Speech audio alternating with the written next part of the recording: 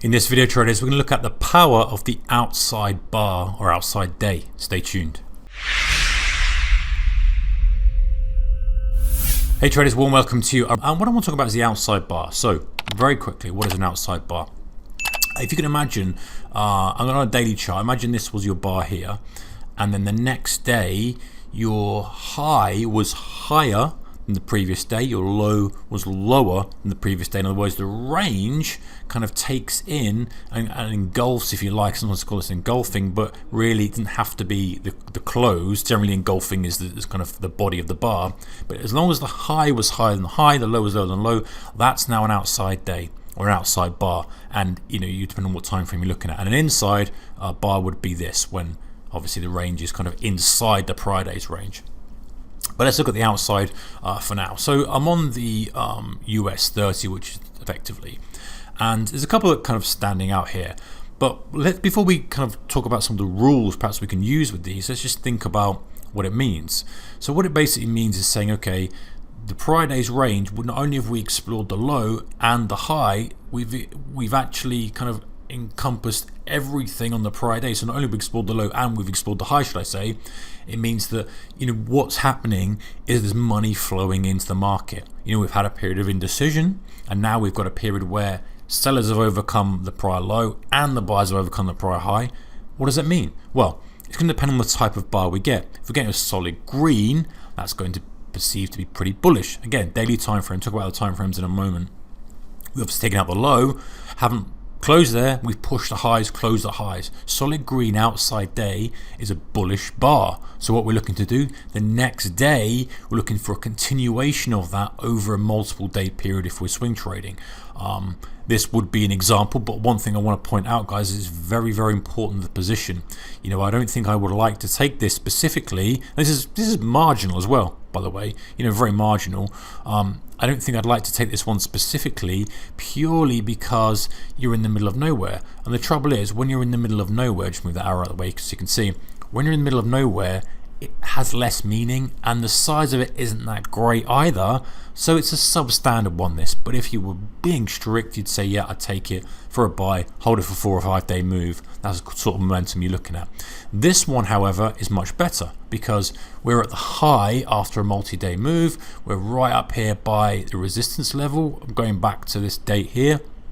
And if you look, you can see on the tooltip on the bottom, guys, we've got the high of this bar was 29,196. The high of the prior bar was 29,166. So not much in it, but strictly speaking, a nice outside bar. And obviously the low is well over the prior day's low. And one thing to point out, guys, it adds more weight when you have it engulfing, if you like, more of the prior days. This bar here specifically takes in all of these days, so the prior kind of 1, 2, 3, 4, 5, 6, maybe even 7 days worth of range.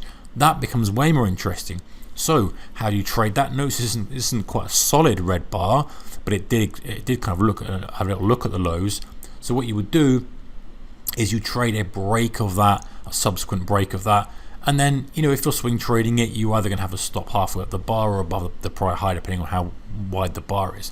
But what it's telling you, and listen, even if you don't use it as a systematic strategy, what it's telling you is there's weakness. If the bar has managed to be outside of the prior day's range and has engulfed in this case, and it's at a good extreme and it's a good level, then the next day, even if you're not swing trading, you can go into the next day looking to press on the short side, looking for that early short, looking for that midday push up, fail, double top, rotate back to the VWAP, looking for a close near lows, looking for that. So even if you're not systematically trading it on a break and setting it like that, you just go, right, well, if at an outside bar, if at an outside day, I'm expecting, and then you kind of go, is it green, is it red, is it neutral? What are the level we're at? Are we at highs? Are we at lows? Are we at top of the range? Are we after a breakout? Very, very common to see this breakout. Then you get the outside bar and go, ooh, this looks like a reversal. And then next day you can start to position for that kind of reversal. So there's loads of options and ways of getting involved in this, but it's one thing to definitely keep an eye out for. And you can use it in the high time frames as well. If we look and go, let's go to the FTSE here, and we can go back to the kind of weekly time frames if you like, you can look at the weeklies and go, well, have we got an outside week? Now, appreciate, and there was one down here from, obviously this is the coronavirus low. Now, appreciate that a week is a long time, and for some people that might be too much of a higher time frame. But again, you can start to conclude potentially that the tide is turning a little bit. That this is an outside bar here, and it's a week's worth of trade, yes, but it's after a very, very aggressive move to lows. Obviously, we know based on news from COVID. However, when you see that, you go, right, well, actually, maybe the tide has turned a little bit. Maybe I don't want to be pressing shorts, or if I want to take a systematic long on a break, I can take a break out here. Now, bearing in mind, this has taken almost a couple of weeks for it to go, and then it finally goes and you get some profit from it. So it's a slightly different scenario, but you get the idea. The point is that it just alerts you to something could be changing. Another one that's kind of a better example, if you like, is this type of thing here where it fakes above the high. Let's get the cursor out. Fakes above the high on this week. You get a good move. Now, this isn't technically an outside week, but if you have a full candle, then you go, right, that's an outside bar. That's pretty interesting. I'm going to probably think or consider that could be a big change in sentiment. So it's not holy grail.